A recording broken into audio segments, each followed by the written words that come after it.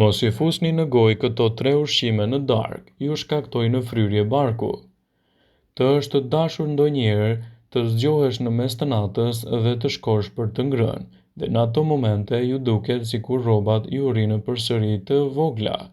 Një rast si ky mund të jetë edhe për shkak të fryrjes së stomakut. Ndjesia e fryrjes nuk është asnjëherë e mirë dhe mund të ketë të bëjë me ndjesinë e plogështisë dhe pafuqisë. Sipas nutricionistëve, janë disa ushqime që shkaktojnë gjithmonë fryrje barku dhe nuk duhet i konsumoni sidomos në mbrëmje. Ato janë fasulet. Për fasulet nuk është një gjë e re, dihet se ato shkaktojnë fryrje barku. Ato përmbajnë fibra të patëreshme të cilat shkaktojnë fryrje. Për të shmangur këtë ndjesi, dietologja Julia Green rekomandon lënien në ujë një natë përpara se t'i gatuani.